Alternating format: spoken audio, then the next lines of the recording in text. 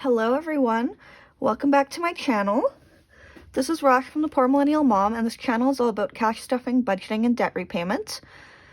So if you're into that, please stay tuned. Today we are stuffing my sinking funds for February 23rd, 2022. And we're stuffing $350. So let's count. $355 actually. So let's count and make sure we have the right amount. And yeah. All right, so how do I want to do this? We're going to put the 50 down, actually. 20, 40, 60, 80, 1, 20, 40, 60, 80, 2, 20, 40, 50, 60, 65, 70, 75, 80, 85, 90, 95, 3, 5, plus 50 is 55. So $355 is what we have, which is always a good start. Because you guys, I have filmed this video, I'm not even kidding, 5 times because I keep screwing up. Or, my personal favorite, my phone just stops recording on me, so that's always fun. But, you know, bazillionth time is the charm, right? So, yeah. And I also swapped out my binder, so this is the binder I used to use for bills. And I've swapped it out because these savings envelopes are getting a little chunky, and I was afraid that the magnet would break or it would stop closing, and I wanted to use the button on this because this one has that little clasp. So yeah, it's working a little bit better, I think. But anyways, how are you guys? What are you up to? Why did I pull my sleeves up? I don't know. It's been a long day. Big Cat is my son. We're going to put in 20 bucks for his birthday. And he is not having his birthday till September. So 20, 40, 60, 80, 1, 20, 40, 50. But I like to practice better safe than sorry. And if I have his money saved up, that means I can allocate money to other things, like other sinking funds or debt. So it gives me peace of mind to kind of stuff it way, way early. Travel. Okay. Travel is going to get 25, 20, and a 5, and I'm making a mess. Okay, 1,000, 1, 2, 3, 4, 5 is, ooh, that was a weird way of counting. 1, 20, 40, 60, 80, 2, 20, 40, 60, 80, 90, 3, 10, 20, 30, 35, 40. 1,340. I'm not going to use all this money while I'm in Toronto. I'm only going for a week, and my lodging and my flights are already paid for. So I will probably use like $500, maybe $700, but the rest I'll roll over in the travel fund for my next trip. Christmas is going to get 20. Again, I know, Christmas is in December, but for some reason it always sneaks up on me. And then before you know it, it's November, and I'm going, oh my goodness, Christmas is here. So if I save for it now, I'm aiming for $800 to $1,000 in here for Christmas. 100, 50, 200, 20, 40, 60, 80, 300, 20, 30, 40, 50, 60, 65, 70, 75. So 375. Because I know that it's gonna sneak up on me. Like, I know it. And I'm aiming for a pretty decent chunk because I find that there are always things, why won't you go in?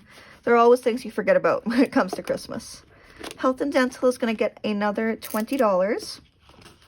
I'm still waiting for the reimbursement from my kid's last dentist appointment last week because I had to pay it all out of pocket and then have it reimbursed to first my ex-husband's insurance and then mine.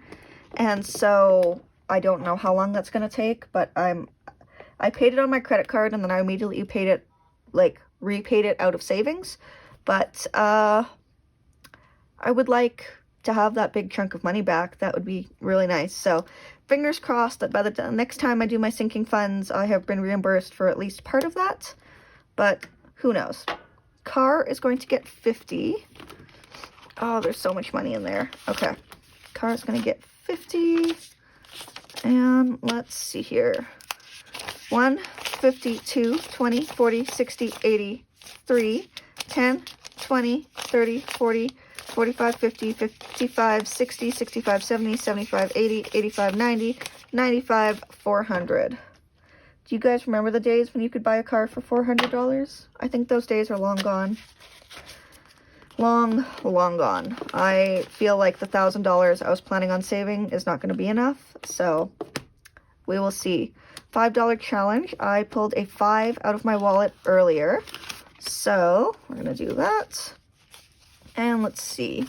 This is $10, or not $10. It is 10 bills. So that is 50, 55, 60, 65, 70, 75, 80, 85, 90. Just throwing those dollar bills around. Wow. So $90. I kind of wish we had $1 bills in Canada. I imagine that it would get to be a pain in the butt, but every time I go to visit the States and I get a wallet full of ones, I feel like I have so much money, and then I look at it and I'm like, this really isn't that much money, but I feel like I have a lot of money, and sometimes that is the best feeling. Anyways, 130 into 10%. So let's see here. Oh, and if you like this sheet, let me know. I made it myself, and I forgot, of course, to put the date up here. But I made it myself, and I really like it. I was getting so tired of trying to put it onto the tiny little tracker I had. Okay, so 130. Let's see how many 20s we have. 20, 40, 60, 80, 120. Should I do a 10? Yeah. 30. Okay. So we are at 120, 40, 60, 80, 220, 30. So 230. Gifts is the next one. Like I explained in my March budget, this is a new one that you guys are seeing, but it's been in my bank account for a while. This is for any unexpected gifts or holidays, that kind of thing. You know, like if the kids get invited to a party, whatever. There's $350, I think, in the bank already. I'm aiming for $400 in here. So I'm just going to count the cash, but yeah, it's always unexpected when you get invited and they're like, come to a birthday party this weekend, and you're like, okay, but that's $30 for a present. Not that I don't like buying presents, don't get me wrong, I love buying presents for people, but I just don't like it when it's like last minute. Hair and Beauty is mine. I went for my first haircut in almost 3 years last week. And it was almost $300 because I have really long hair and I get it dyed. I get like the balayage treatment, and it's very expensive. So I'm gonna start saving up for it, because while I don't need to get my hair done, I feel better when it's done. And it turns out that I have hair that is very nitpicky. It's secretly curly, I guess, is the best way of explaining it. Like, it's aspirationally curly. It wants to be. If I treat it right, it will be. If I don't, well, I guess it's more wavy. But anyways, that's a whole thing about my hair. Which you probably don't care about. So, debt repayments, we're going to do 75. So let's see if we have 75 left. So 40, 45, 50, 55, 60, 65, 70, 75. Perfect.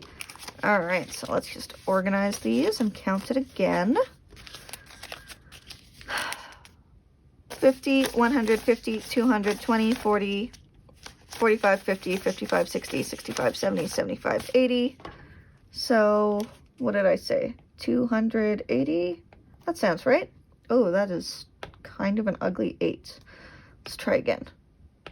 Once more with feeling. There we go. That's still not great. Anyways, okay. So, thank you again for watching. I know that I'm not putting as much into debt as I did in January. I'm hoping that as the year goes on, I can just keep snowballing more money into this. And I also feel like if I keep prioritizing these sinking funds and fill them up, then I'm going to have more money available for debt. That's kind of my strategy, is if I focus on the sinking funds at the beginning of the year, then I don't need to worry about them, and they're done. And that means that I can put all my money into my debt repayment. I hope that makes sense. let me know what you think of that plan, because I'm not like set on it, but I would love to know. Thank you so much for watching. Thank you for sticking on through to the end. I appreciate you guys, because these videos are mostly for me.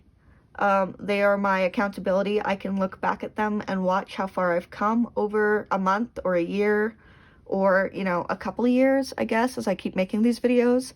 And it's a good way for me to feel like I'm actually making some movement in my financial life without, you know, there's a lot of you-knows right now. I'm very, very tired. Without feeling like I'm staying still. So, thank you. I will see you again soon, and I hope you have a good rest of your week. Bye!